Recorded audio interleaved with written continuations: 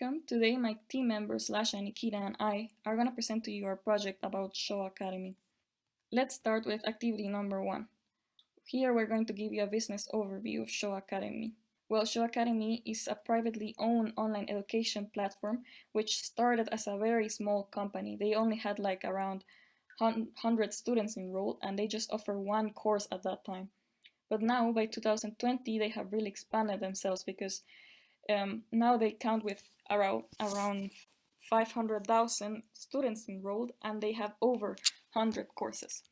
Show Academy has their headquarters in Ireland, and it also has offices in the USA, the UK, and India. Their mission, as they say, is to change billions of lives by providing great education, which they want to make affordable and accessible to everyone. However, they do have a big problem, which is their unethical behavior, which they haven't been engaging in this behavior for so many years now, so that it has become like a part of their business strategy. And also, there's a very stiff competition, since there are now like many different educational online platforms with better ethics. So this puts Show Academy at the risk of potentially losing its market share because of their scamming behavior, which seems to have no stop.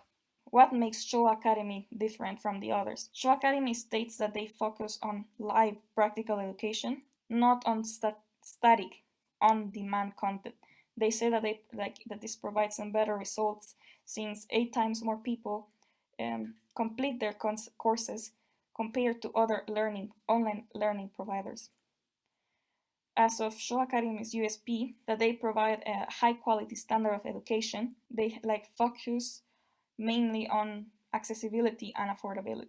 Moving on to the SWOT analysis, Show Academy's strengths are, for example, that they have diverse and interactive courses.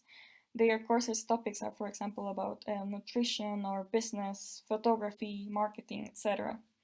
And they also count with very strong business partners, for example, Adobe or Verizon, Vodafone, and T-Mobile. Their courses are taught in many different languages, such as Portuguese, English, Spanish, French, German, and Chinese, which makes them have an even bigger global reach, and more importantly, it makes them more accessible to customers. Some of their weaknesses are that, for example, in 2019, they had an accreditation withdrawal, and they have also bad customer service, bad ethics, and bad customer reviews. Also, stiff competition due to the current situation. As of their opportunities, also due to the current situation, more people are now joining these online educational platforms. So they also have the opportunity of expanding the amount of courses they offer and adding new languages to reach even more people. And lastly, its threats are, yes, mainly its big business problem, which is the bad ethics they have, which makes them, as I said before, puts them at risk of losing their market share, and of course their customers, because they don't want to be joining, subscribe in a platform where they are just being scammed, and this is not what they are paying for. Now, moving on to activity number 2. Here we're going to talk about the total available market that Show Academy has. So how big is Show Academy? Yeah, now also due to the current situation, more and more students are joining these online education platforms. So yeah, they are growing bigger by the day. They're trying to stand out in the market by providing everything students might need for their studies. So yes, the market is pretty big, and 3 of Show Academy's main competitors are Udemy, Skillshare, and Coursera. I'll give you a brief description of Udemy. For example, they provide over 150,000 different courses, which are taught over 65 languages. The price range for their courses is in between $20 and $200. Their courses are for students who are looking for more specific topics, and not for those students who just want to gain some general knowledge. On the other hand, Skillshare, it is more focused on students who have a creative mind, because they offer video-based courses in areas like design, illustration, film, and photography. So compared to Udemy, their price range is in between $19 per month to $99 if they join an annual subscription. And last but not least, Coursera. Coursera differs itself because they offer more like university level courses. It's attractive because the prices for the courses are much less than what they would pay for the university fees. And they offer like regular courses and give professional certificates. And also, which is really attractive, they offer online courses from universities like Yale.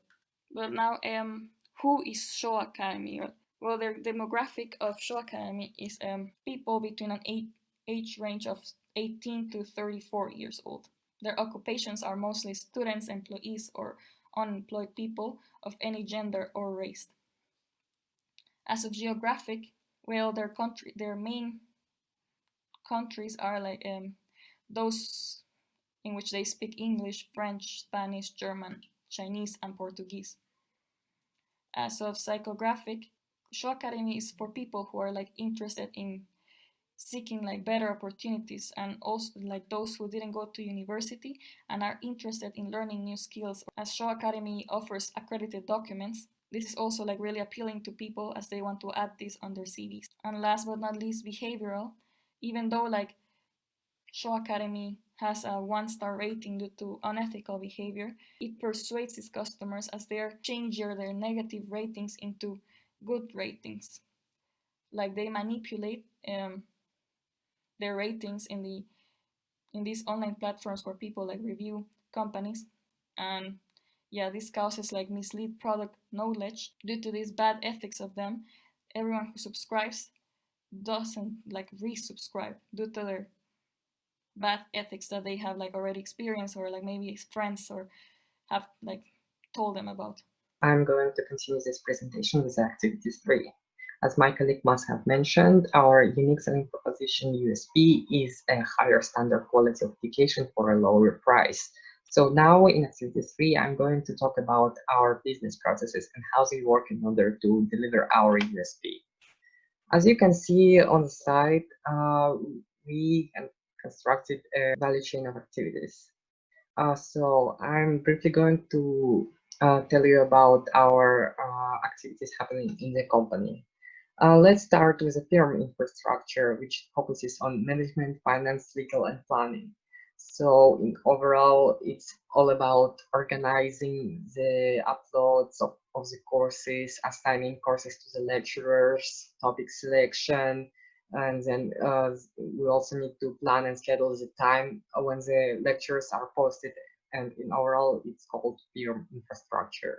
Then the human resource management, which is really important for us because we need really good lecturers who will provide this high standard quality of education. So we need to recruit bilingual and trilingual lecturers because we have courses in 6 different languages. The next is technology development, which is all about our platform we have, and we just want to develop it further, create a chatbot and develop the chatbot, and then make this platform user-friendly. The next comes procurement, which is all about communication with the lecturers and providing the lecturers with supplies needed for online course preparation, and also about real-time course inventory. So those were our support activities, and now I'm going to move to our primary activities.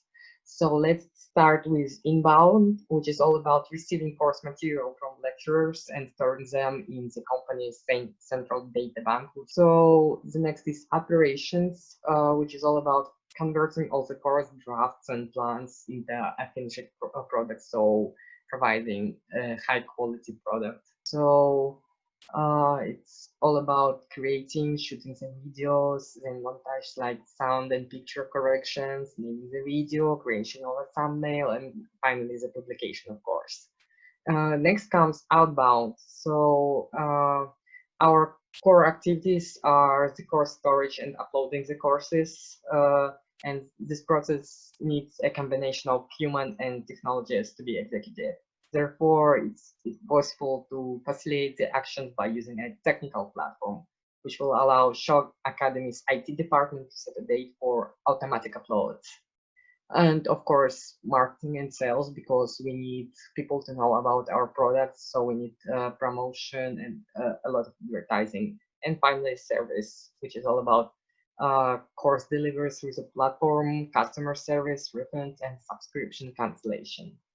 So this is our value chain of activities and business processes. And now I'm going to talk to you more specifically about our IPO. As I have mentioned before, the HR activities are really important for us because we actually need good lecturers to create a high standard quality of education.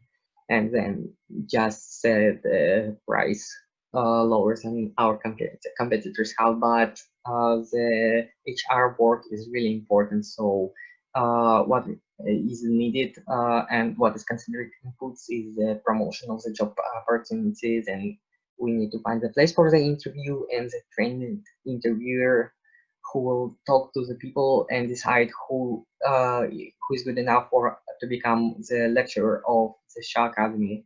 So we expect an unstructured interview, and people will be asked a lot about their experience. They need to have master education at least, or some accredited courses, because it's really important for us since we need to provide a high standard quality of education, and also we need those people to be able to present and show their skills to other students in order to deliver the high standard of education.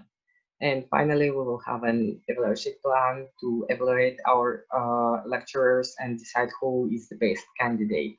So once we have all of those, we'll go through the process of accepting recruiters and carrying out all the interviews and deciding, like selecting who is the best for the SHA Academy company and who will become the lecturer and will provide a high standard quality of education for our students. So the output is receiving potentially successful lecturers, of course. And those lecturers will teach students and support the company's USP. Now let's move to the activity 4. My colleague must have mentioned the demographics, but now I'm going to talk where those people are actually sitting, on which social media, and what are they using. SHA Academy's target audience is mainly beginners who are looking to try themselves in different fields and see what suits them best. The demographics may really vary greatly, but the biggest part of their target audience are students ranging from 17 to 25. So you can imagine that those are the students who study in the university, or those who are trying to find a new job and they need some accredited courses. Determining their biggest target audience helps us in finding our platform, which is heavily used by these people, and placing various advertisements on those platforms. The three most useful platforms for us are actually Facebook, YouTube, and Instagram. It's like the three most popular platforms among the younger generation nowadays, and those are the places where our target audience is. So talking about Facebook, it has more than 2.7 billion users, and it's one of the most effective advertising tools for the businesses. Well, Facebook's main purpose is to provide daily news, entertainment, content, but it also monitors your search history and provides similar products and different services. Students who search for online education-related content will often stumble upon SHA Academy's ads on Facebook and may be lured into trying out the service. Unfortunately, SHA Academy does not provide any concrete annual financial reports to see their spending on marketing, and particularly what type of platforms and advertisements they use. From our personal experience, we can say that the SHA Academy has encountered their advertisements numerous times on these three platforms, with most popular being, of course, Instagram.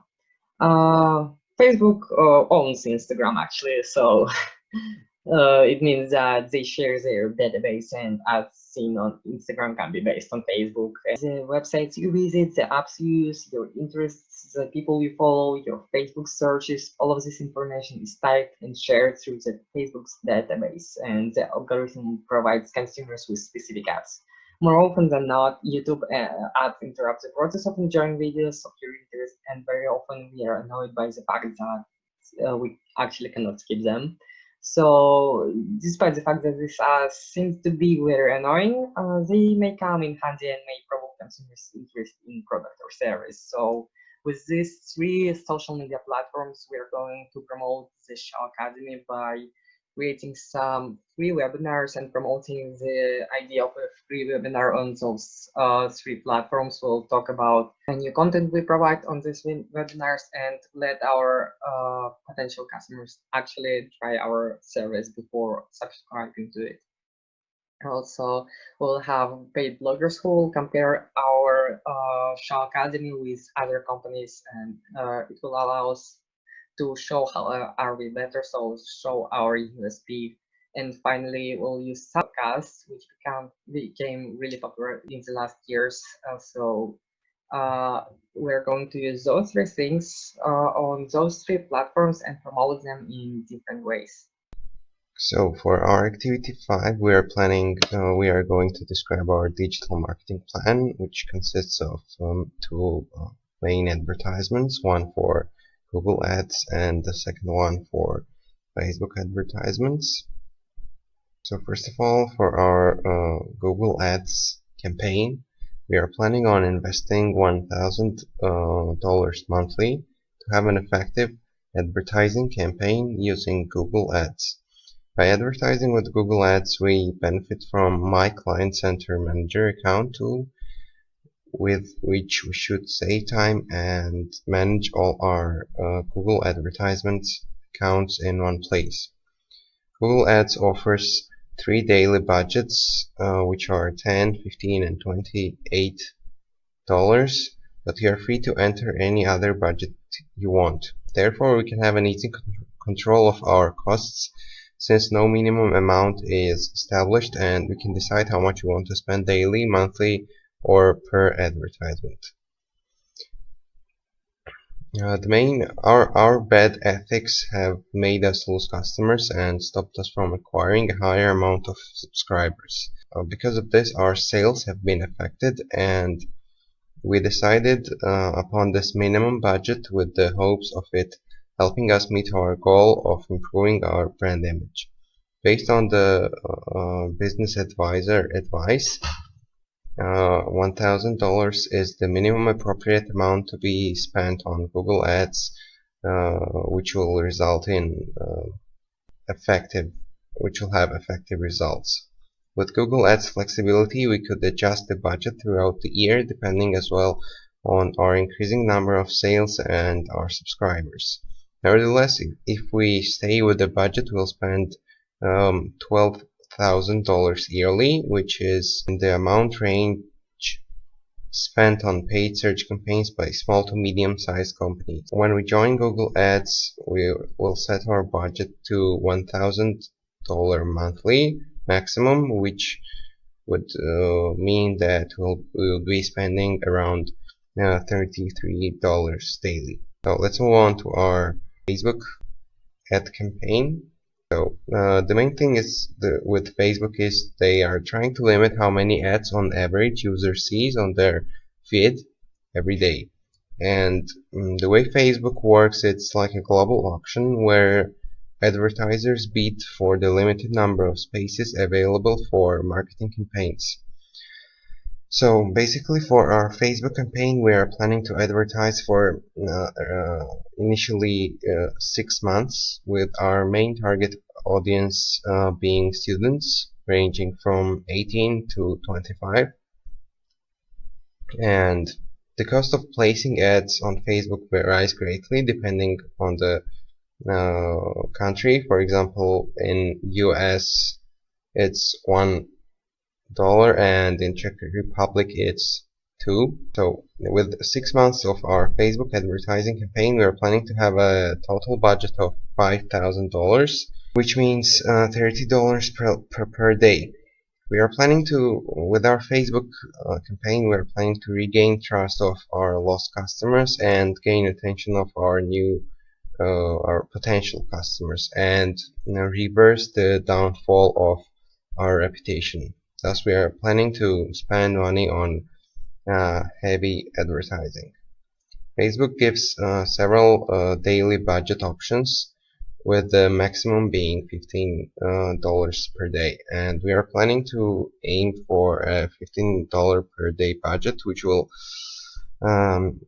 give us reach from approximately 4,000 to 10,000 customers per day, which means during our 6-month campaign we'll be able to reach roughly around from 700,000 to 1.8 million customers.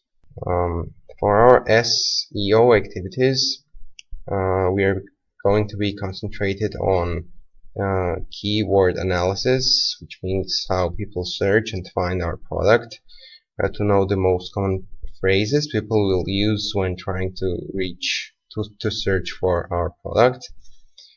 We'll also be concentrated on SEO landing page optimization, the loading speed. We are gonna have to ensure the mobile friendliness, which means that that page should successfully respond when accessed from different electronic devices. And we should also track the results, for example the organic traffic or click rates. We are planning to use Google Analytics for analyzing our data.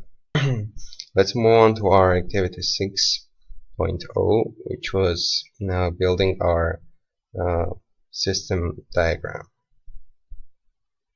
So our system diagram will consist of our internal database, our customer relationship management or CRM, our application server, and our web server. So our internal database, which is core main database consisting of all the data obtained from our customers.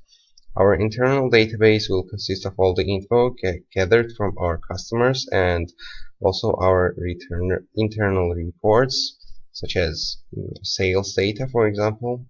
And by collecting and storing all of our internal data, we are expecting to use it for our competitive advantage. And by competitive advantage, we mean we are planning to work with this mix of information to identify our opportunities and threats, and plan next steps and evaluate our overall performance. And our internal database will be connected to our CRM system, which itself will be connected to our website and our application networks in order to gather above mentioned information and store it safely. So as for our CRM system, we'll be using this CRM system because it will help us to stay connected to customers and will ease the overall process of building relationships. It will help us to store our customer data and manage our interactions with customers. So more specifically, the way we see it is that CRM system will assist in storing our customers and potential customers' contact information, thus helping us in managing our services, sales and marketing campaigns, and identifying potential opportunities or any critical threats we might encounter. And this will be connected to our web and app servers. So as for our app servers, we'll have our own application, the mobile application, which can be accessed on phones or tablets. Those phones will be connected to an application server, which we are going to use in order to process the data from another server and run the web application of Show Academy. And as for our web server, in order to deliver the static content, which cannot be done well by the application server, the static content can be the web page, the images, the videos, the files, which will be presented on our website, and our users will be able to access all of this content on our website.